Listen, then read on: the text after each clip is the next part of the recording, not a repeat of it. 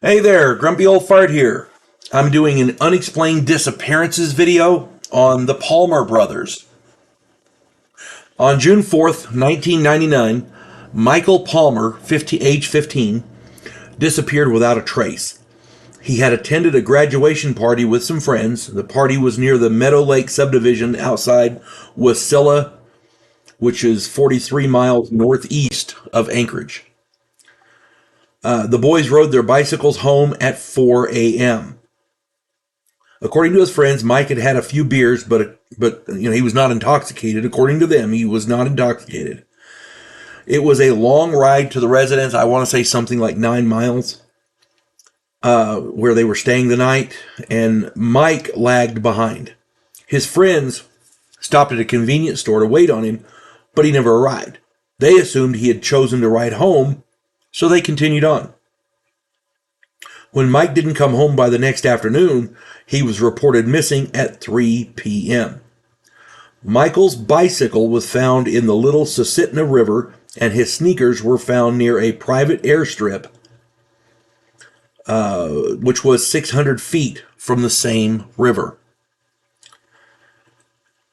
That's the part that gets me. His sneakers were found near a private airstrip 600 feet from the river where his bicycle was found. So that tells me whatever happened in that area. The fact that there's a private airstrip, that, you got to kind of follow that lead. Was there any airplanes that took off from there? At any rate, 2 private investigators were hired to find Mike. One of them moved away due to threats on her life. The other one uncovered rumors that Mike had never left the party. So apparently, if these rumors are true, his friends lied. Anyway, the rumor said that he had been murdered or kidnapped at the party. And no evidence of any of these rumors surfaced, so, we got to take those with a kind of a grain of salt. But at any rate, the boy disappeared. He's 15 years old, and he disappeared, and his stuff was found near an airport. So, take from that what you will.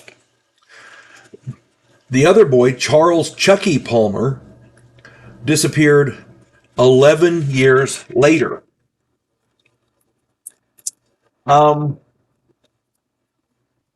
April 10th, 2010, he disappeared. Michael's older brother was out riding snowmobiles with family and friends near Talkeetna, which is 70 miles north of Wasilla. All this is in Alaska, by the way. If you don't understand it, Anchorage is in Alaska. So, around 7 p.m., Chucky became separated from the rest of the group and was never seen again. They saw him riding a different direction away from them, from the direction they were headed, away from their cabin. And that's the last time anybody ever saw him. He was never seen again. Chucky's snowmobile was found in deep snow 12 miles from their cabin. Now, Chucky was 30 years old at the time. No footprints were found in the snow around his machine, which was puzzling. As a matter of fact, there were no clues or evidence that Chucky had ever been anywhere near the area where the snowmobile was found. That part is freaky as hell. If you have ever seen a thick, heavy snowfall, and you cannot go anywhere without making tracks. Big, heavy, deep tracks. Oh my God, ridiculous tracks. Okay? Now, they said there had been a little bit of snow, but it would not have been enough to cover tracks like that. There was a huge search for both of these boys, for both these guys. Fire Chief Ken Farina, when he was talking about the snowmobile incident, the fire chief, Ken Farina, who was involved in the search, said that the only explanation he could think of for Chucky's disappearance was an alien abduction.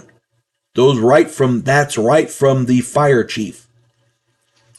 In case you're not aware, Alaska, they have what's called the Alaska Triangle, where people go missing. And Alaska is a huge, huge UFO hotspot. People go missing all the time. There's hundreds of different causes theorized. But the fact remains, people go missing. They actually had a TV series called Missing in Alaska. Okay, I'm not. I watched a few episodes of it because I didn't like the people that were doing it. The professionals they called. I don't trust them very much. But the fact remains, there's a lot of people that disappear in Alaska. Now, literally anything could have happened to Michael.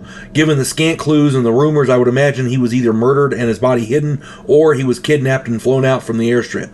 But honestly, who knows? There is no way to tell. When somebody disappears like that, and such scant clues exist, you really don't have anything to go on. Literally anything could have happened. As for Chucky, unless he intentionally wanted to disappear, I would lean toward the alien abduction. That theory. Unless he... Now, keep in mind, this was in Alaska, in the winter. The sound carries. People who were watching out for him would have been looking out the windows. They would have seen a light in the sky or anything like that. Alien, maybe not, but a human-made aircraft, definitely. So unless he had a small, silent helicopter, there's absolutely no way he would not have left tracks in the snow. Now, another angle to look at in both of these disappearances is the missing 911 thing. I did a video on this. Go check it out. This is eerily reminiscent of the types of stories related in David Paulides' books. As a matter of fact, I would not be surprised if both the Palmer brothers' disappearances were in David Paulides' books. Getting back to the private investigators for the first case, if the one private investigator was truthful and actually had been threatened before she fled the area, then to me that says there was foul play involved, or at least that someone in the area thought there was foul play involved, and they were trying to cover for the perpetrators. That's my brain working there. A 15-year-old at a graduation party consuming beer. Yeah, someone needed to go to jail for that. Teenagers in Alaska riding their bikes at 4 a.m. after drinking beer. Yeah, someone needed to go to jail. That's all I'm saying. I don't see how in the modern world, given the number of people who go missing, I can't see any parent allowing their child to do that. Now, Alaska is not the barren wilderness that people think it is. There are big cities. Civilization is there. There are vast stretches of unexplored wilderness, but there are massive cities. There are big cities. There are towns. It is in the modern world. It is American territory. America builds. That's what we do. Now, all that being said, if your kid is out alone at 4 in the morning or staying over at somebody's house or whatever, now, as I understand it, they snuck out to go to this party, so I'm not blaming the parents. But my contention here is,